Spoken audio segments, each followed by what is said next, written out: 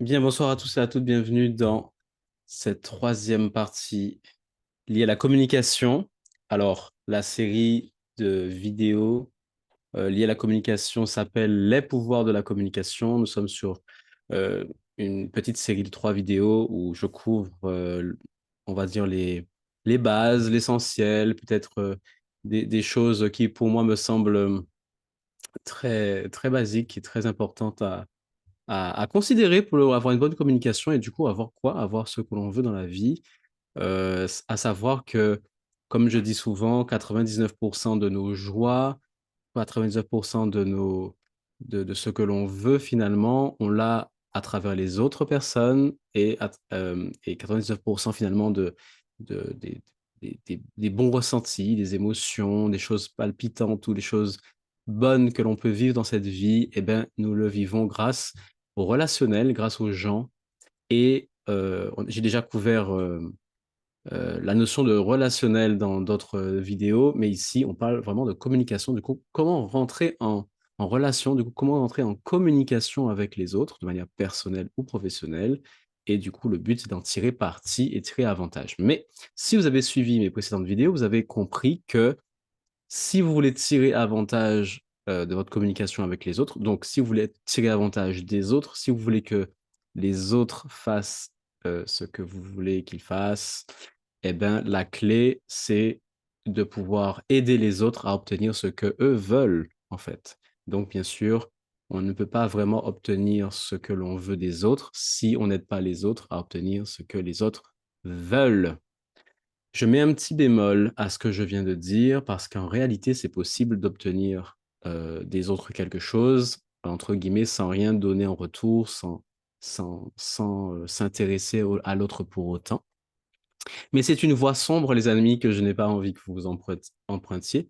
Et bien entendu, c'est une voie de, de tyrannie, une voie de peur. Ça veut dire que on arrive à faire que les autres fassent ce qu'on veut, mais à partir d'un sentiment de peur. Ça veut dire que les autres vont vous craindre et vous imposer une lourdeur, une, une crainte, une peur, vous imposez quelque chose d'assez négatif pour avoir ce que vous voulez.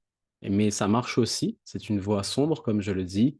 Euh, Elle est un petit peu plus délicate, on va dire un peu plus subtile à travers ce qu'on appelle le chantage affectif. Donc ça, il y en a beaucoup, beaucoup, beaucoup autour de nous, surtout quand les gens sont très, très, très, très, très amis, ou surtout encore quand dans le lieu familial, dans des lieux familiaux, dans les milieux familiaux, pardon, on retrouve beaucoup de chantage affectif. On se permet d'utiliser ce genre de stratagème pour avoir ce qu'on veut de nos enfants, ou ce qu'on veut de nos frères et sœurs, ou ce qu'on veut de nos parents, c'est nous qui sommes les parents, ce qu'on veut de nos enfants, mais on peut être les enfants, pardon, et nos parents peuvent nous faire ça également. Parce qu'on ne sait pas faire autrement, peut-être qu'on a des enfants désobéissants ou des choses comme ça, et on ne sait pas comment avoir de l'autorité, d'accord? Donc ça, je pense qu'il y en a beaucoup pour qui ça arrive, hein. On ne sait pas comment se faire écouter, se faire entendre. Donc, du coup, on baisse les bras et quand on baisse les bras comme ça, on se jette dans les bras du côté sombre qui est imposer les choses, faire du chantage affectif, faire des ultimatums, des fois même des menaces déguisées. On joue sur l'amour pour faire peur. En fait, c'est basé sur la peur. Ça veut dire que, en gros, je vous la fais courte. Si tu fais ça, pas ça pour moi, en fait, c'est pas vraiment ce qu'on dit, mais c'est sous-entendu. Si tu ne fais pas ça pour moi, je vais moins t'aimer, je vais moins te valider, voire t'invalider, je vais moins t'estimer. Voilà, c'est ce qu'il y a en dessous, en fait, de la plupart des relations que je connais aujourd'hui, des gens qui prétendent s'aimer, mais après on fait comme on peut, on fait avec ce qu'on a. Bien entendu, on n'a pas tous accès à certaines connaissances, donc c'est OK.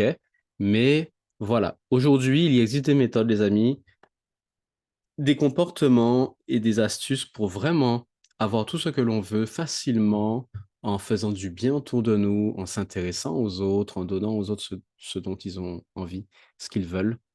Et voilà, on propage le bien, on augmente la qualité de l'humanité, on augmente la valeur des gens, et en retour, on gagne ce que l'on désire également. D'accord? C'est... Alors faites attention, puisqu'il y a il y a l'histoire du corbeau et du renard. Vous savez que j'aime beaucoup les fables de La Fontaine, et ne soyons pas dupes, hein, les fables de La Fontaine. La Fontaine est un excellent recueilleur de bonnes histoires. Il les a pas forcément inventées, mais en tout cas, c'est lui qui est connu. Il a réussi à mettre son nom au haut de l'affiche. On connaît beaucoup moins les vrais auteurs de toutes ces histoires, mais c'est pas grave, je les salue quand même, même si on les connaît pas trop. En tout cas, La Fontaine qui a popularisé ces histoires a une des histoires qui s'appelle Le corbeau et le renard, et vous savez qu'en fait, le, le renard arrive à avoir ce qu'il veut du corbeau, et le corbeau arrive à avoir ce qu'il veut du renard. Mais il y a un mais, d'accord? Et c'est pour ça que je raconte cette histoire, c'est parce que le mais, c'est que qu'est-ce que voulait finalement le, le, le, le corbeau? Le corbeau voulait être reconnu. Il voulait de l'estime. Il voulait que son amour propre soit haute, et c'est ce que le renard lui a donné, et en échange, il a perdu un bon fromage.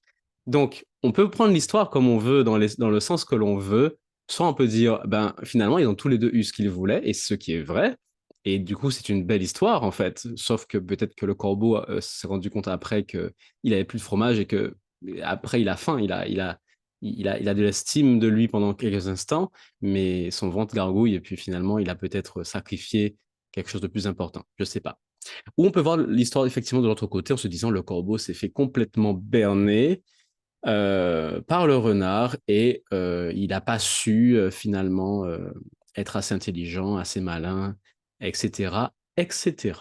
Donc, en tout cas, ce que je veux mettre en avant, les amis, c'est que la plupart des gens sont comme le corbeau. C'est-à-dire que le fromage, on peut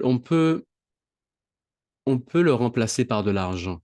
Aujourd'hui, les gens sont prêts à payer beaucoup d'argent, les amis, pour avoir de la reconnaissance, pour être un petit peu mis en avant, vous comprenez? Pour être mis en lumière, pour que votre nom soit un petit peu en haut de l'affiche, pour que soyez un petit peu complimenté, et que vous soyez surtout reconnu, en fait, pour ce qui vous êtes, ou ce que vous faites, ce que vous avez fait, pour vos efforts, etc., etc., pour votre travail, etc.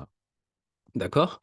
Donc, il faut comprendre une chose, c'est qu'il y a des statistiques qui disent que plus de 80% des personnes qui quittent leur travail ne quittent pas leur travail parce que il est mal payé, non parce que le patron est méchant, non parce que les collègues sont insupportables, non parce que les conditions de travail sont déplorables, non parce que il y a aucune hygiène, aucune sécurité, on a failli mourir en déplaçant tel objet, je sais pas. Non, on démissionne pas pour ça, on démissionne pas parce que le travail est à 3 heures de chez nous. En réalité, les gens démissionnent, quittent leur travail parce qu'ils n'ont pas de reconnaissance pour ce qu'ils font. Voilà, tout simplement. Donc, rendez-vous compte à quel point il est important, à quel point, en fait, les gens sont vraiment, ont faim de reconnaissance, les amis, ont vraiment faim. C'est la nourriture numéro un, et c'est pour ça qu'encore une fois, le corbeau et le renard dépeint vraiment bien ça, parce que il y avait la nourriture physique qu'il a lâchée pour la nourriture, on va dire, du cœur ou mentale, comme vous voulez. Et c'est vrai, dans cette société, des amis, les gens mettent à l'honneur la nourriture, on va dire, du cœur ou du mental, de l'esprit, comme vous voulez, euh, à plus haute échelle que la nourriture physique. C'est pour ça qu'il a lâché finalement le fromage pour de la reconnaissance, de la flatterie finalement, bon, ou de la reconnaissance. D'accord? Donc, dernière statistique également pour les couples, les amis. En réalité, les couples ont tendance à se séparer parce qu'il n'y a pas de reconnaissance, en fait. Parce qu'il y a des efforts qui ont été faits, parce qu'il y a des choses qui ont été faites, mais il n'y a pas, on ne remarque pas, on ne met pas en avant ce qui est bien chez l'autre, ou du moins on le fait plus. Peut-être qu'on le faisait au début des relations, mais pas après, etc. Voilà. Tout ça pour dire, les amis, que la reconnaissance, les compliments, notifier quelque chose chez quelqu'un est d'une importance capitale aujourd'hui, si vous voulez, être les rois de la communication, si vous voulez être les rois du relationnel, si vous voulez euh, surfer dans cette vie à travers chaque rencontre avec le plus de facilité possible et aussi recevoir le maximum euh, de la vie, recevoir le maximum de chaque relation, les amis, soyez généreux en fait. Soyez généreux, donnez sans retenue. Et quand je dis donner, les amis, il ne s'agit pas dès que la personne a besoin d'aide, c'est tout de suite, vous êtes là pour l'aider à tout bout de champ. Il y a des personnes qui sont des aideurs professionnels. Dès qu'il y a, dès que le lacet est défait, limite, cette personne vient pour te faire ton lacet. Enfin, c'est un petit peu exagéré, les amis. Ça, vous avez juste une blessure et un besoin de reconnaissance qui est maladif. Ne faites pas ça. Arrêtez d'aider les gens à outrance. Les gens ne vous ont pas demandé de l'aide. Vous proposez votre aide si vous voulez, mais vous ne vous aidez pas comme ça. Cependant, là où la générosité doit être vraiment débridée, c'est les compliments, les compliments, les compliments. Notifiez toujours quelque chose, au moins une chose, chez quelqu'un, tous les jours, chez une personne, peu importe, vous la connaissez pas. Faites un compliment sur sa coiffure, sur son vêtement, sur ses lunettes, sur sa posture, sur comment elle parle, sur son service. Il y a toujours une chose qu'on peut notifier et ça fait vraiment plaisir. Je vous assure que vous avez peut-être un petit peu de trac pour le faire, vous avez peut-être ça de trac, mais les effets sont à la fois... Le trac, il est comme ça et il est éphémère, il dure 10 secondes. Les effets sont comme ça et elles durent à vie. Cette personne ne va jamais vous oublier, jamais. Elle va vous donner des traitements de faveur, elle va toujours vous sourire et vous serez toujours dans son cœur. C'est permanent en fait, c'est de l'acquis en fait. Donc ça coûte trop peu et ça, vous avez trop de récompenses et d'avantages de le faire, les amis. Donc, vous comprenez que l'essence de ce que je veux dire, c'est voilà, être généreux, donner, et la meilleure façon de donner, c'est de donner des fois son temps, des fois c'est donner son regard, c'est donner son sourire, et c'est donner ses compliments. Donc, c'est comme ça qu'on obtient plus. Et tout ceci est une communication. D'accord? Le verbal se rajoute à tout ça. Et, et tout ça est un package, les amis. Si vous faites un compliment, faites-le avec le sourire. Le sourire est un langage aussi très puissant. Tout ce qui est fait avec le sourire est multiplié par 100. Et même quelque chose de, on va dire, de négatif qui est fait avec le sourire désamorce le négatif. Faites l'expérience. Faites quelque chose d'un petit peu mal vu ou peut-être quelque chose de délicat, de risqué. Faites-le avec le sourire, vous allez voir que la personne en face va quand même bien le prendre. Parce que le sourire est vraiment l'arme secrète, magique dans la communication. Donc, quand vous communiquez, les mots que vous choisissez, l'expression, la façon dont vous parlez, très important. Mais juste rajouter le sourire, les amis. Ça montre à la personne que vous êtes amical et ça empêche à la personne en face de mal comprendre ce que vous dites, euh, de, de faire, comment on peut dire ça, euh, une mécompréhension. Peut-être qu'on peut interpréter de trois façons différentes ce que vous dites. Eh bien, avec le sourire, elle va en général interpréter de la meilleure façon là. Elle va prendre la meilleure version de ce que vous dites et va la retenir au lieu de devoir s'expliquer à chaque fois. Donc, soyez aimable en fait. Et pour être aimable, il faut sourire, donc ouvrir la bouche, entre guillemets, mais aussi ouvrir le visage, les amis. Et ça, je l'ai lu encore et encore et encore dans des livres depuis 15 ans. Et il y a des gens qui disent des choses positives, des choses encourageantes, des choses super, avec un visage fermé, les amis. Ça marche pas, ça marche pas, ça marche pas, parce que la façon dont vous vous tenez, votre sourire, votre regard, votre visage, tout ceci communique, communique. Et peut-être que vous faites pas attention, mais une partie de vous fait attention, et on appelle cette partie le subconscient. Et il faut savoir que la vraie communication est plus subconsciente que consciente en réalité. Et toutes les astuces que je vous donne ont toujours pour but d'aller chercher le subconscient. Ça veut dire quoi? Ça veut dire que après avoir communiqué à quelqu'un qui maîtrise ceci, de votre bouche, vous pouvez dire, oh, j'achèterai jamais son truc. Mais votre subconscient a déjà acheté. Et peut-être que 3, 4 jours plus tard, vous achetez. Donc, au final, il a réussi son coup de vendre à votre subconscient. Donc, c'est ce qui arrive tous les jours avec les publicités, avec les enseignes, avec tout ce qui se passe à la télé, dans les journaux, dans les magazines, dans tout ce que vous voulez. Ce sont des gens qui maîtrisent ça. Et je vais vous mettre au défi d'être conscient quand vous allez à un supermarché ou n'importe où vous faites vos courses, au marché tout court, hein, peut-être le dimanche ou le lundi, je ne sais pas.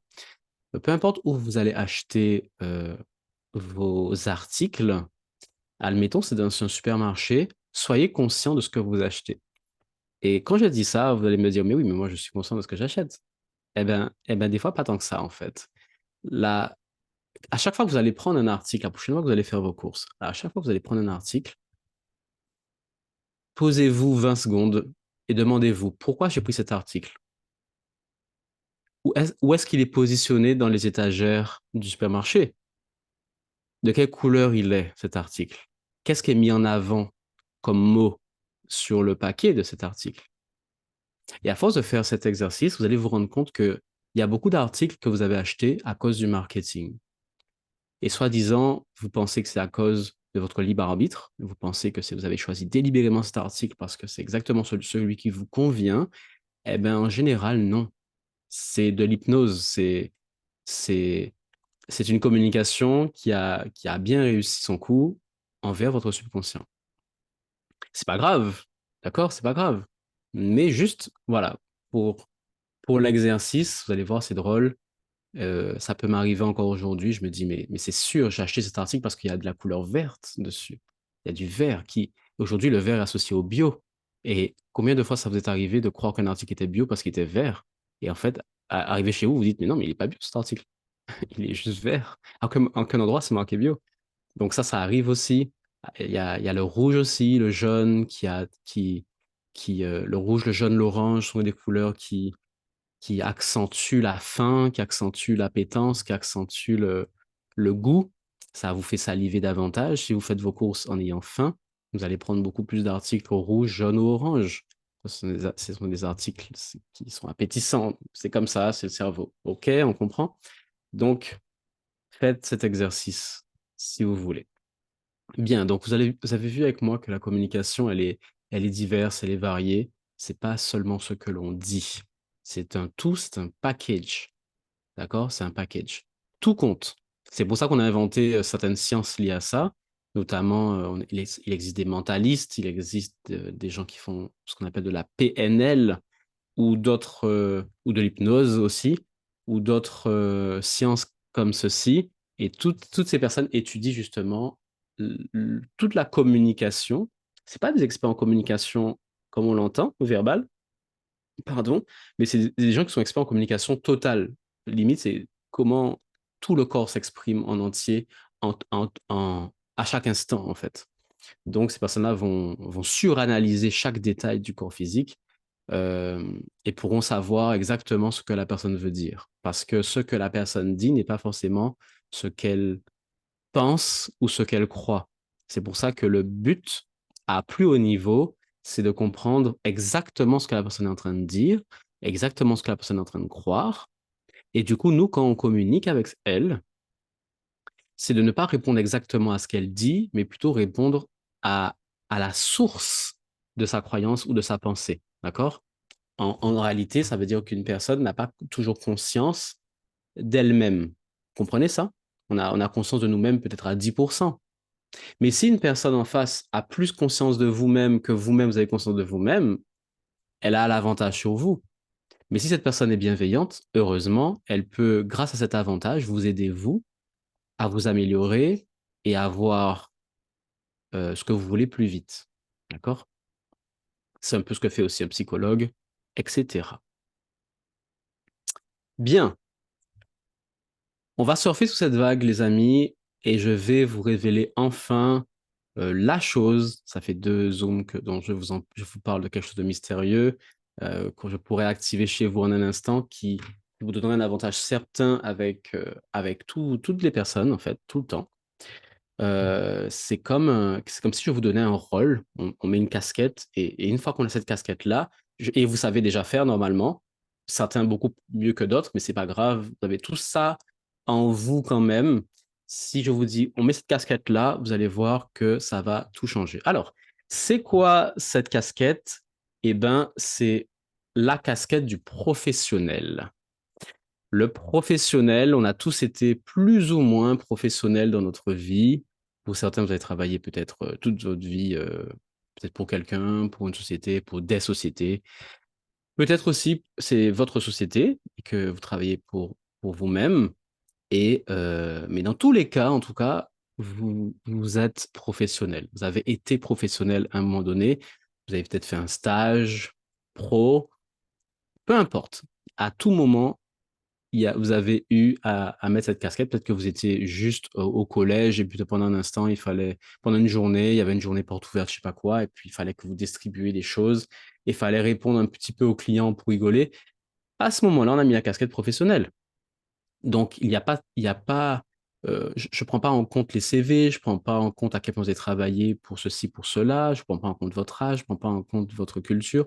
Vous avez tous, à un moment donné, vous êtes tous passés par là. OK? Donc, je vais vous expliquer qu'est-ce que je veux dire et en quoi cette notion est puissante. Observez. Alors, vous pouvez jouer à ce jeu de deux manières. Soit dans votre tête, vous imaginez que vous êtes, admettons, un client et qu'en face de vous, vous avez un commercial qui vous démarche sur quelque chose, il vous parle d'un produit, d'un service, de je ne sais pas quoi. Ou soit vous avez aussi bon souvenir de quand vous étiez commercial ou euh, service client, dans n'importe quel métier du style où vous êtes en relation avec un client en tout cas, et c'est vous le professionnel et comment vous étiez en contact avec la personne en face, c'est-à-dire le client. Donc, vous pouvez jouer à l'un ou à l'autre, c'est tout comme dans l'un, vous allez observer l'autre être, et dans la deuxième option, vous allez vous observer être le professionnel. Et ça va marcher. Donc, qu'est-ce qu'il faut observer? Il faut observer que un professionnel, et ce qui est bien, les amis, c'est que je vous demande de faire vraiment la comparaison avec la façon dont vous communiquez en général, c'est-à-dire à titre très personnel, et voir vraiment la différence et vous poser des questions. Et je vous demande même d'avoir des prises de conscience de comment les deux se jouent. OK? Donc, un professionnel travaille pour quelque chose qui est plus grand que lui-même. Ça, c'est la première chose. Donc, le professionnel, même, même si vous êtes chef d'entreprise, eh bien, vous travaillez quand même pour quelque chose de plus grand que vous-même, parce que votre entreprise est plus grande que vous. OK? Vous travaillez pour votre entreprise. D'accord? Votre entreprise ne travaille pas pour vous. Donc, ça veut dire que vous soyez employé d'une entreprise, que vous soyez chef d'entreprise, peu importe, vous travaillez toujours pour quelque chose de plus grand que vous. À titre vraiment, littéralement, je veux dire. Après, on peut déborder en se disant que on travaille aussi pour des clients. Et les clients, ça représente aussi comment on peut dire ça, une niche de personnes. Ça peut représenter un lot de personnes. Ça peut représenter à l'échelle nationale ou à l'échelle internationale, peu importe. Donc, on peut imaginer que là aussi, on travaille pour quelque chose de plus grand que nous, puisqu'on est au service admettons, de l'humanité ou de tous ceux qui cherchent, admettons, à mieux manger, à mincir, à porter des bonnes lunettes, enfin, peu importe votre secteur d'activité, n'est-ce pas? Donc, vous travaillez pour plus grand que vous. Et ça, c'est hyper important. Je vous laisse faire les liens avec comment ça se passe en perso. En perso, on est face à une personne et on se dit c'est nous, pleinement nous, et on est face à une personne, pleinement la personne, et on travaille pour personne. On a de compte à rendre à personne, on dit ce qu'on veut, on fait ce qu'on veut. Et c'est là, en général, où le bas blesse, comme on dit, parce que trop de liberté tue l'efficacité. Donc, le fait qu'on ne travaille pas, entre guillemets, on n'a pas conscience qu'on est au service de quelque chose de plus grand, ne nous met pas dans une situation efficace. Ensuite, on est au service avant tout. Donc, effectivement, en tant que professionnel, on est toujours au service. On est toujours au service. On prend à cœur notre métier et le but, c'est de servir le client. C'est notre but premier. Pas besoin de faire une formation pour le savoir. On nous met là le premier jour, on est déjà au service du client. Le client veut savoir quelque chose, on le guide, on répond aux questions, on avance et on lui donne ce qu'il veut. On- comment on peut dire ça? Euh, on est bien conscient et on s'assure que le client a vraiment ce qu'il veut parce que ça nous tient à cœur de rendre service proprement à la personne. D'accord? Maintenant, dans le monde personnel, est-ce qu'on est autant au service? Pas forcément. Est-ce qu'on a à cœur que l'autre se sente bien, il a vraiment ce qu'il veut, il est aux petits soins, on a à cœur que la personne ait vraiment compris le produit ou le service, ait vraiment compris ce qu'elle peut tirer en avantage de ceci ou de cela, et on est vraiment à l'écoute, on est patient, etc. Non, en général, non. On va aller vite, et on mâche les mots, et on ne comprend pas, ou l'autre ne comprend pas, etc. Parce que on n'est pas pro. Et parce, du coup, on est moins au service, n'est-ce pas? Ensuite, on sauvegarde l'image positive de la société pour laquelle on travaille. Donc, ça veut dire que à tout moment, lorsqu'on est dans notre métier, dans notre travail au service du client, on est toujours en train de servir à la fois le client, mais on sert aussi l'entreprise pour laquelle on travaille, dans le sens où l'entreprise, elle nous a embauchés pour répondre à des besoins, et c'est ce qu'on fait. Et à tout moment, on est constamment en train de mettre en avant la société pour laquelle on travaille, on met en avant cette entreprise, les bienfaits, pourquoi elle est bien, etc. On n'est pas en train de cracher dessus, on n'est pas en train de dire que c'est mauvais, fuyez, c'est pas bien, etc. Donc le discours est toujours positif. Euh, donc le discours est toujours positif et surtout on sauvegarde l'image positive de la société pour laquelle on travaille. Ça veut dire que euh, en face, quand on a quelqu'un qui nous parle, un client nous parle, etc., il pourra peut-être critiquer, il pourra peut-être euh, dire des choses, il pourra peut-être mal s'exprimer, il pourra peut-être être grognon, il pourra peut-être insulter même. Ça arrive qu'il y ait des clients terribles. D'accord? Mais un professionnel, dans ces cas-là, qu'est-ce qu'il fait? Il reste calme, il reste stoïque et il parle calmement et il essaie toujours d'arranger les choses.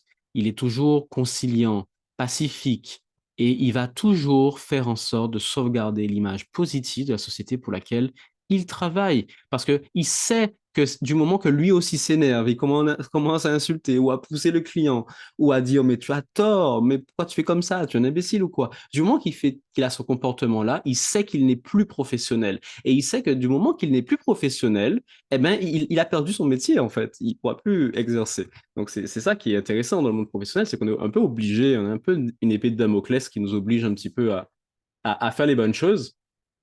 Et j'ai presque envie de dire, ben, tant mieux, puisque en général, les gens s'en sortent bien. Donc, ça veut dire qu'on canalise le client en face, peu importe comment le client en face a de l'ego, nous, on reste sans ego au maximum pour que notre service soit au top, pour que l'image de notre société reste positive, peu importe si la personne finalement claque la porte, part et ne revient jamais, eh ben, on a quand même sauvegardé l'image de la société en disant merci monsieur de votre avis, merci d'avoir quand même participé peut-être 2 mois à nos services. On vous souhaite une bonne continuation. On ne dit pas ben, c'est ça, va-t'en et de toute façon avec ton état d'esprit, tu n'iras pas loin. Non, on ne dit pas ça. Même si on sait que le client va plus acheter chez nous, on reste courtois jusqu'au bout. Pourquoi? Parce que on ne sait jamais si jamais parce qu'on ne sait jamais quel avis peut mettre sur TripAdvisor, sur Facebook, sur quoi que ce soit. Peut-être que c'est quelqu'un qui a des amis et puis il va contacter un tel et puis il y aura de la mauvaise pub. On ne sait pas à qui on a affaire et peu importe, on ne sait pas et peu importe, il faut toujours, toujours, toujours la règle, c'est rester courtois et garder une image positive de la société parce qu'on ne sait jamais. Parce que parce qu'on représente cette société, vous comprenez? Cette société euh, doit continuer à donner des bons services jusqu'au bout et elle est, j'ai envie de dire, selfless. Elle est, une société, normalement, n'a pas de personnalité dans le sens où c'est pas une personne, c'est une société. Donc, si nous, on commence à trop personnifier une société en imitant notre ego, c'est là que ça vous est déjà arrivé de dire, moi, je vais plus à ce restaurant-là parce que la dernière fois que j'y étais, j'ai rencontré un serveur, c'est n'importe quoi. Mais dans le sens où peut-être que c'était quelqu'un qui avait laissé passer sa personnalité avant tout et vous avez trouvé que c'était un mauvais service parce qu'il était trop comme ci, trop comme ça. Peut-être que cette boulangerie-là, vous n'allez plus là. Peut-être que cette assurance ou cette banque ou ceci, cela, vous n'allez plus là. À cause d'une personne. Pas à cause des services de la banque, pas à cause de la qualité des assurances, pas à cause de la qualité du pain de la boulangerie, mais à cause d'une personne que vous ne voulez pas revoir en y allant. vous dites, si je retourne à cette boulangerie, je vois cette personne-là, je vais me sentir mal. Et à cause d'une personne, toute l'image de la société euh, baisse et du coup, le chiffre d'affaires baisse et tout baisse. Alors que cette personne n'est pas représentative de la société normalement. D'accord? Donc, c'est là où c'est compliqué et on perd des points. OK? Alors, j'ai vu une question peut-être dans le chat. Je regarde rapidement.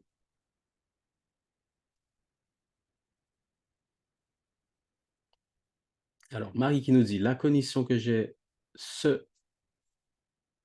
c'est que quand on représente quelque chose, une entité ou bien des clients usagers, on fait plus attention à nos paroles, actes pour donner le meilleur de nous-mêmes et donner une belle image à ce qu'on représente.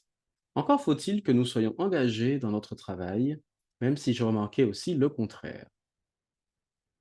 Dans notre champ personnel, c'est du domaine de l'acquis. J'ai l'impression qu'il n'y a pas d'enjeu réel. Donc, on se relâche, on fait moins attention et c'est moins gênant. On sait que nos proches nous pardonneront à tort. Ça reprend ce que tu dis. Merci pour le commentaire, effectivement. Il y a du relâchement dans le monde personnel parce que comme on est proche des gens, on se dit de toute façon, on est excusé de tout. Et d'ailleurs, pour revenir, pour étayer en fait ce sujet précis, c'est la même chose en fait quand finalement, avec nos proches, notre famille proche, nos amis proches, on fait le moins d'efforts possible. On n'est pas courtois, on n'est pas galant, on n'est pas ponctuel, on dit plus merci, on dit plus s'il te plaît, on dit plus ceci, on dit plus cela, on fait pas attention, on s'excuse pas quand pour la moindre chose, alors on le fait pour un étranger. Et c'est là qu'on voit que du moment qu'on a des gens pour acquis dans notre cercle, on, on perd de la qualité d'échange, on perd de la qualité humaine, et c'est dommage. Et on est tous touchés par ça. Je critique personne parce que je sais que comment on peut dire ça? Je dis pas c'est naturel, mais c'est commun. C'est commun chez tout le monde. Et si on n'en a pas conscience, on s'en sort pas comme ça. Donc c'est pour ça que si vous avez de la valeur, si vous avez des valeurs, pardon, vous pouvez vous dire, mes amis, ma famille sont les personnes les plus importantes pour moi, et c'est avec elles que je vais faire le plus d'efforts. C'est avec elles que je vais être le plus ponctuel, dire merci, dire au revoir, dire prendre des nouvelles, s'excuser proprement, voilà, et pas mettre des mots comme t'inquiète. Vous savez, t'inquiète, c'est du style t'as compris, on est entre nous, et du coup, on peut s'excuser entre nous de se comporter comme n'importe quoi. Non, il n'y a pas de t'inquiète. On dit les choses proprement, on dit excuse-moi, voilà, je t'avais dit ça et je ne l'ai pas fait ou je n'ai pas tenu cet engagement et voilà. Et j'espère que c'est OK pour toi et je vais me rattraper auprès de toi et je t'invite au resto vendredi soir. Terminé. On doit rester comme ça, courtois avec nos amis les plus proches. Exactement. On continue. Donc, je l'ai dit tout à l'heure, mais je le répète, effectivement, normalement, euh, quand on est un professionnel, on a le moins d'ego possible. C'est la raison pour laquelle c'est pas qu'on n'est pas piqué par ce qui se passe à l'extérieur, mais il y a la phrase on prend sur nous. Je pense que tout le monde a déjà fait ça, on prend sur soi. Ça veut dire qu'on met l'ego de côté pendant un instant en se disant ça ne sert à rien. Si je le laisse sortir, j'aurai plus de, de malheur, entre guillemets, que de bonheur. Je vais moins m'en sortir de cette situation. Ça va pas aller à mon avantage. D'accord? Donc, j'ai tout intérêt à mettre mon ego de côté. Donc, c'est ça qui est très intéressant quand on travaille pour l'entreprise. C'est à quel point on a la capacité de mettre notre ego de côté euh, parce que l'enjeu est grand. En général, l'enjeu, c'est ben, notre travail, qu'on aime bien en général. D'accord? On a peur de perdre notre travail. Ce qui m'emmène au point suivant, qui est que lorsqu'on est un professionnel, il y a quelque chose qui est très intéressant, c'est qu'on le fait pour l'argent. La plupart du temps, quand on travaille pour l'argent, et l'argent nous permet de survivre dans ce monde en termes de faire des courses, manger, payer des choses importantes pour vivre nous et nos enfants et notre conjoint, pardon, et tout ça. Donc c'est important d'avoir cet argent pour continuer à avoir le style de vie qu'on a, d'accord? Ça, c'est normal. Mais ce qui nous donne cet argent, en général, c'est un travail salarié. Donc, un travail salarial, euh, comme on l'a dit, où on peut travailler pour nous-mêmes en tant qu'entrepreneur, chef d'entreprise, etc. Mais dans tous les cas, on doit travailler pour avoir cet argent et pour, entre guillemets, survivre. Ce qui veut dire qu'il y a un enjeu. Et là, l'enjeu, il est bien là. C'est la continuité de ce que je disais tout à l'heure, les amis. C'est-à-dire que qu'est-ce qui va nous pousser à adopter la casquette du professionnel et à être aussi efficace en communication, alors qu'on n'a rien appris pourtant, hein, mais d'un coup, on est quand même assez efficace pour aider les gens. C'est parce qu'il y a un enjeu. Et l'enjeu, en général, euh, c'est l'argent. Alors, quand je dis l'argent, c'est pas l'argent en lui-même, mais c'est plutôt ce que l'argent nous permet de faire, c'est-à-dire couvrir nos besoins. D'accord? Donc, en gros, une autre façon de le dire, c'est comme j'ai peur de me retrouver avec des piles de factures que je ne peux pas payer, je préfère mettre mon ego de côté et répondre à ce client comme il faut.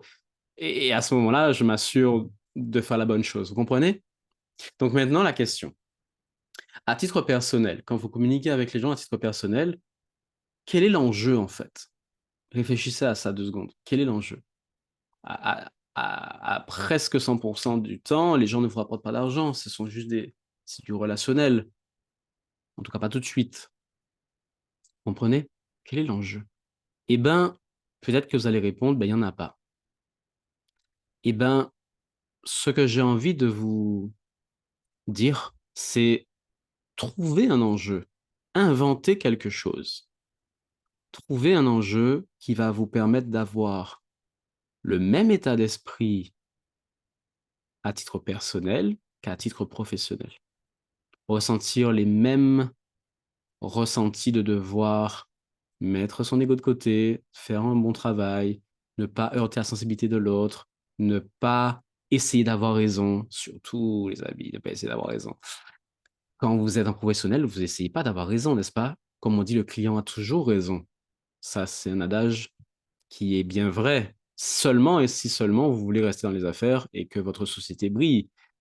Mais on est d'accord que le client a souvent tort, mais à ce moment-là, on fait faillite et on ne peut plus opérer. Donc, c'est la raison pour laquelle il est important de garder en tête que le client a toujours raison. J'ai envie, c'est parce que vous allez avoir beaucoup plus d'avantages à laisser les autres avoir raison. Donc, à titre personnel, c'est la même chose, les amis.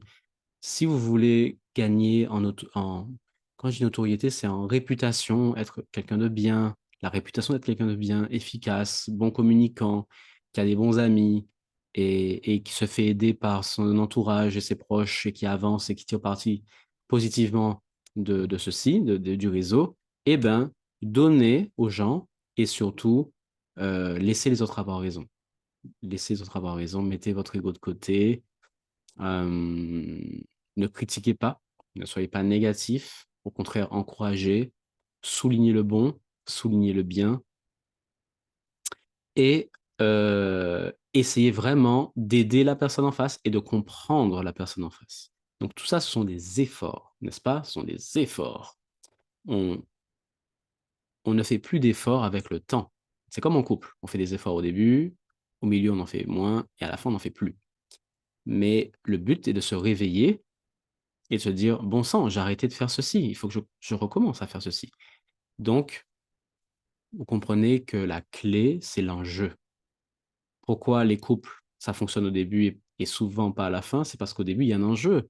Si je suis pas au top, la personne peut me quitter et c'est comme si la personne de mes rêves, ah, j'aurais l'impression de mourir. Donc au début, je dois être trop au top. Et quand le temps passe, on se dit, ah, on aurait dit que je peux être moins au top et la personne va m'aimer quand même et je peux sécuriser quand même mon couple. Du coup, bah, je fais moins d'efforts, moins d'efforts, moins d'efforts, moins d'efforts. OK? Parce qu'il y a moins d'enjeux. Encore une fois, le secret pour vos couples, de la même façon que le secret pour vos relations personnelles, c'est de trouver un enjeu, les amis. Quelque chose d'important pour lequel vous pouvez vous battre et faire des efforts constamment. Pour certains, c'est quelque chose, pour d'autres, ça peut être autre chose. C'est pour ça que je ne vous donne pas d'exemple parce que tout le monde, ça peut être vraiment différent. Vous comprenez? Pour certains, ça peut être quelque chose de spirituel, pour d'autres, ça peut être quelque chose de très moral, peu importe. Et à titre professionnel, on ne se pose pas la question parce qu'en général, ça vient tout seul. Alors, je regarde rapidement le chat. Si vous avez d'autres idées, les amis, en tout cas, voilà, pendant que je regarde le chat, si vous avez d'autres idées de choses qu'on peut retrouver dans le monde professionnel et qui se matchent avec le monde personnel, enfin, du moins qu'on pourrait mettre en place dans le monde personnel également, n'hésitez pas parce que je donnais que quelques exemples, mais voilà, il y a beaucoup d'exemples qu'on peut donner du monde professionnel.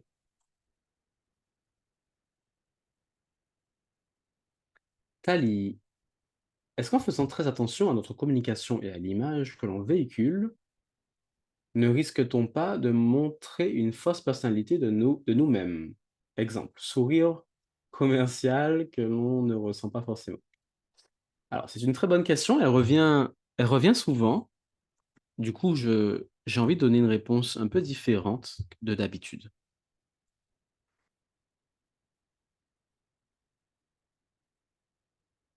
Hmm, une fausse image de nous-mêmes. Oui et non, mais plutôt non. Dans le sens où si demain je vous embauche dans ma boulangerie et vous êtes au service des clients dans ma boulangerie, ma question c'est est-ce que vous allez rester exactement la même personne? Si demain je vous embauche en tant qu'agent de banque, si demain je vous embauche en tant que manager dans une grande société d'import-export, si demain vous êtes cadre dans une société de marketing, est-ce que vous allez rester la même personne? Vous comprenez ça? Non. Si vous êtes quelqu'un, par exemple, qui adore faire des blagues, à chaque, à chaque fois que vous entrez en communication avec quelqu'un, vous aimez sourire, rigoler et blaguer et prendre la vie pas au sérieux. Il n'y a pas de mal à ça, c'est très bien, c'est qui vous êtes, n'est-ce pas? Mais est-ce que ça marche si demain je vous fais être une personne très importante dans la NASA et qui doit faire les calculs et parler aux personnes qui sont en orbite ou j'en sais rien, est-ce que c'est le moment d'être cette personne, je veux dire, vous comprenez? C'est pas le moment de faire une blague parce que si la personne en face doit programmer son itinéraire avec tous les maths là et trucs très compliqués, et vous faites une blague en donnant un faux numéro, et puis quand la personne l'a fait, vous dites, ah, je blague, en fait, c'était pas ça, ça va pas passer. Vous allez juste virer de là, les amis, parce que ça marche pas. Donc, ce que j'essaie de dire, c'est que on a peur de ne pas être nous-mêmes ou de perdre qui on est, mais sachez que qui on est a de multiples facettes. On n'a pas qu'une seule facette. Si demain je vous place dans un métier à haute responsabilité, vous allez devenir une nouvelle personne. Mais la question, c'est est-ce que vous devenez une nouvelle personne ou est-ce que c'était déjà qui vous étiez, mais que cette facette n'était pas activée? Vous comprenez? Et je l'ai dit tout à l'heure, quand on est un professionnel, on peut tous l'être maintenant, on met la casquette et on sait y faire. C'est comme quand une femme devient maman, elle accouche, elle devient mère, elle met la casquette de mère et il n'y a pas de mode d'emploi, elle n'a pas lu 15 bouquins sur comment être mère, ça s'active et elle change qui elle est. Mais en réalité, elle n'a pas changé. C'est une facette d'elle qui s'est activée. Donc, si vous avez compris mes exemples, n'ayez pas peur de vous perdre. N'ayez pas peur à chaque fois de ne pas être vous-même, etc. C'est pas une fausse personnalité, c'est une autre personnalité qui est en vous qui s'active. C'est toujours vous. La personne qui fait la tête toute sa vie et le jour où elle doit être devant des clients et elle commence à sourire, elle n'a pas l'habitude, donc elle fait un sourire trop bizarre, mais c'est elle quand même, parce que le sourire appartient à tous les humains. Hein? Y a pas d'humains qui sont faits pour sourire, il y a des humains qui ne sont pas faits pour sourire. Ça, c'est pas possible. Donc, elle n'a pas l'habitude, mais on ne peut pas dire que c'est pas elle. Vous comprenez ce que je veux dire? Ah, moi, je n'ai pas l'habitude de sourire. Non, c'est pas mon truc. Moi, je souris pas. Ah bon? Ça veut dire quoi? Moi, je mange pas, moi, je bois pas, moi, je dors pas. Vous comprenez ça? C'est pas propre à nous. C'est pas une personnalité. Vous comprenez? Donc, n'ayez pas peur de rentrer dans ces choses-là. Découvrez-vous au lieu de. C'est pas un vrai changement, c'est se découvrir à travers plusieurs cadres qui nous fait activer des personnalités différentes. Et ça, c'est vraiment génial. Donc, pour reprendre ton exemple, Tali, effectivement, euh, quand même, j'ai envie de répondre à quelque chose que tu m'as demandé.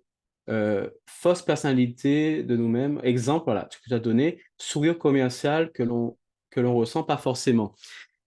Je vais vous donner la clé tout de suite. Si jamais vous êtes commercial ou vous êtes au service client de quoi que ce soit, vous avez des clients, avez une entreprise, vous avez des clients, les amis, je vous donne un conseil qui, moi, m'a aidé énormément.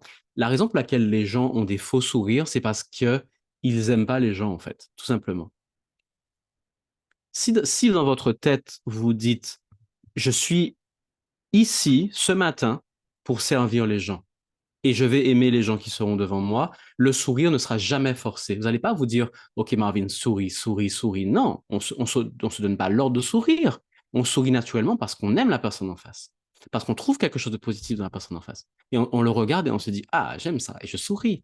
Et à ce moment-là, le sourire, il est authentique. La raison, c'est que la plupart des commerciales dont tu parles, par exemple Tali, sont des personnes, des fois, on se demande pourquoi ils ont choisi ce métier. Des fois, on rentre dans une banque ou dans je sais pas où, on se dit, mais des fois, la personne a un comportement, on a envie de lui dire, mais madame, on vous force pas à faire ce métier. Vous pouvez juste faire autre chose, en fait. Et on a l'impression que tout le malheur du monde, ça va sous ses épaules. Vous comprenez? Ça arrive des fois. Donc là, c'est la même chose. Euh, ça veut dire que oui, que la personne qui n'arrive pas à avoir un vrai sourire, c'est parce qu'elle regarde pas au bon endroit. Elle regarde tout ce qui ne va pas dans sa vie.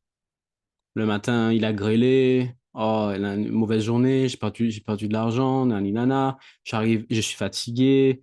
J'ai des factures. J'ai ceci, j'ai cela. Ce métier, il est dur. J'aime pas les gens. Il critique toutes les personnes qui passent dans sa tête. Il les critique.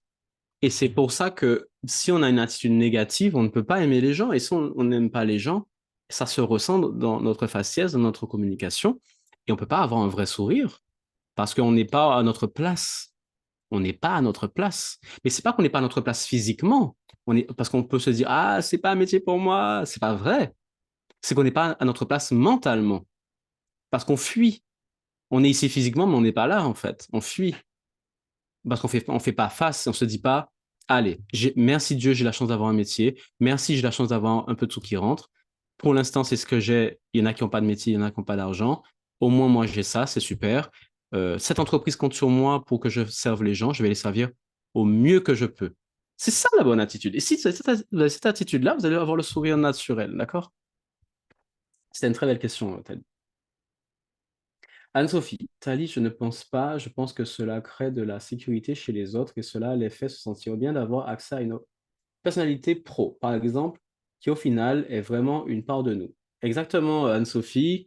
Je rajouterais, enfin, tu l'as dit, je ne vais pas rajouter, je vais accentuer ce que tu as dit. C'est-à-dire que même quand quelqu'un en face a, entre guillemets, un faux sourire, eh ben, ça nous fait du bien en tant que client. Contrairement à quelqu'un qui n'a pas de sourire du tout et oui, qui est grincheux. Parce qu'un faux sourire est quand même avenant et accueillant. Et on se dit pas, on se pose pas la question dans la tête, qu'est-ce qui arrive à cette personne? Non, on se dit, bon, ben, elle est pro, elle fait son travail et elle fait l'effort de sourire, j'apprécie. C'est ce qu'on se dit, j'apprécie. Elle fait du bon travail. Contrairement à quelqu'un qui est grincheux, on se dit, mais qu'est-ce qu'il fout là, lui? Comprenez la différence? On se dit pas, tiens, cette personne, elle est fausse, elle me fait un faux sourire, ça doit être une hypocrite, à quoi elle joue? Non, on se dit jamais ça, en fait. Quelqu'un vient nous accueillir, elle dit bonjour, avec le sourire. Peut-être qu'elle est en train de penser à ses problèmes, peut-être que ça va pas dans sa vie, peut-être que son mari l'a quitté, peut-être que ses enfants ne veulent plus lui parler, mais elle fait l'effort parce qu'elle se dit, j'ai un travail, merci. Donc, je vais faire l'effort. Donc, c'est toujours appréciable. Faites-le aussi. Et à force de fake le sourire, ça va débloquer le vrai sourire. Et au moins, vous prenez au sérieux votre travail et ça, c'est très apprécié. Alors, Marie, on ne sait pas ce que l'on ne sait pas. Je pense qu'être cordial, aimable avec tout le monde peut toujours être nécessaire et nous faciliter la vie. Un sourire à une caissière et bim, un article gratuit sur la note. Exactement, exactement. Et j'ai envie de surfer sur les derniers messages parce que là, on a parlé beaucoup du professionnel qui a un comportement, etc. Mais nous aussi, en tant que civil, en tant que personne aléatoire de la vie et de la société, nous aussi, on a le devoir d'être au top de nous-mêmes, en fait. Et ça, vous le savez très bien. Vous pouvez rencontrer n'importe quel professionnel, les amis. on a parlé de caissière, on a parlé de quelqu'un à la poste, quelqu'un à la boulangerie, peu importe. Vous souriez à quelqu'un, vous lui dites merci, vous lui faites un compliment, vous illuminez la journée de cette personne, les amis. Cette personne qui était grincheuse, qui regardait pas au bon endroit, qui était maladroite, on a l'impression que tout le monde s'abat sur elle, etc. On se demande qu'est-ce qu'elle fait là. Si on lui donne une chance, on se dit elle est humaine, je vais illuminer sa journée, je vais lui faire un compliment, je vais lui dire merci, lui prendre le temps à la fin de lui dire j'ai apprécié le fait que vous ayez pris le temps de faire ça, et j'apprécie ça, et puis vous vous sentez bon, vous avez une belle coiffure, etc. Cette personne va sourire, va s'illuminer, va se dire waouh, ma vie n'est pas si nulle que ça, en fait. Je suis pas invisible, en fait. Qui a déjà dit ça dans sa vie? Ah, j'ai l'impression d'être invisible. J'ai l'impression d'être nul. J'ai l'impression que rien ne marche en ce moment. J'ai l'impression que tout dégringole de jour en jour. Mais vous pouvez être la personne qui change tout ça pour une autre personne. Quand une personne est dans une spirale descendante ou quand une personne est en train de dégringoler sur le toboggan négatif de sa vie, vous pouvez être le changement et lui faire croire qu'à partir de maintenant, les choses vont remonter parce que vous êtes cette étoile qui brille pour elle aujourd'hui en lui faisant un compliment et en lui faisant croire qu'elle peut s'améliorer, que les journées peuvent s'améliorer, que sa situation peut s'améliorer et que tout va bien en fait. Et que vous la remarquez, qu'elle existe pour vous et que vous l'aimez alors que vous ne la connaissez pas. Et ça, c'est le plus beau cadeau que vous pouvez faire à quelqu'un, n'est-ce pas? Et c'est comme ça qu'on peut améliorer un professionnel qui s'est un petit peu perdu dans son métier. Au lieu de le critiquer, tout ce qu'on peut faire, c'est au contraire l'encourager. Très, très belle intervention, Marie. Ah, encore Marie. Je dirais dans le monde professionnel, mon objectif, c'est de créer une cohésion d'équipe, fédérer, de trouver des process pour fluidifier, simplifier le temps et l'énergie à tout le monde. Et je pense que je vais adapter ça de plus en plus dans ma vie perso, tout comme trouver des solutions rapidement à tout problème, ça fait fonctionner ma créativité. Et Tali qui dit merci pour ta réponse complète. Avec plaisir, Tali. Et Marie, oui, tout à fait.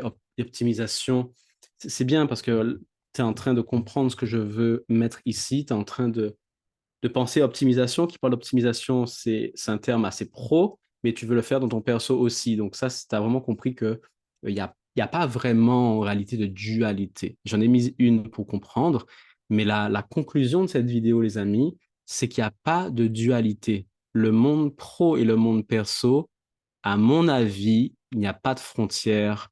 C'est la même chose. Si vous vivez votre vie perso comme vous la vivez pro, et si vous vivez votre vie pro comme vous vivez votre perso aussi, finalement, parce que la vie pro aussi doit s'inspirer de la vie perso un petit peu. On n'est pas des robots non plus, hein. On n'est pas des robots, il faut mettre du perso. On préfère toujours avoir affaire à un professionnel qui a quand même une touche de personnalité, qui a quand même son truc. Et si en tant que commercial, vous n'avez pas d'humour, ça marchera pas. J'ai connu des personnes qui vendaient tellement parce qu'elles avaient toujours le bon humour très, très bien placé, cependant. C'est très professionnel. Et donc, en gros, il ne faut pas s'oublier non plus dans le pro. Et dans le perso, il ne faut pas s'oublier aussi. Après, dans les deux cas, il ne faut pas s'oublier, mais c'est opposé en fait. Donc, voilà les amis, la conclusion de cette vidéo et de ces trois vidéos, c'est aimer les gens, c'est la clé. Toute problématique vient toujours du fait qu'on oublie la base, c'est qu'on aime les gens. On aime les gens. Donnez, donnez sans retenue. Soyez toujours dans le don. Et le don, c'est pas que de l'argent. Le don, c'est du temps. Le don, c'est aussi, j'ai dit, c'est des compliments. Donnez ce que les gens veulent, ce dont les gens ont besoin. Les gens ont besoin d'entendre qu'ils ont raison. Dites-leur qu'ils ont raison. Arrêtez d'essayer d'avoir raison. C'est pas grave, en fait, parce que vous êtes formé. Vous avez plus de connaissances, peut-être que la personne en face. Vous avez peut-être plus d'estime de vous-même. Vous avez peut-être plus de tout. Qui a besoin de quelque chose entre elle et vous? C'est la personne en face. Donc, c'est à elle qu'il faut donner. Donc, donnez lui ce dont elle a besoin. Et vivez votre vie perso avec la même rigueur, avec les mêmes attentions, avec le même enjeu, rappelez-vous, l'enjeu, que dans le monde perso, le monde professionnel, pardon.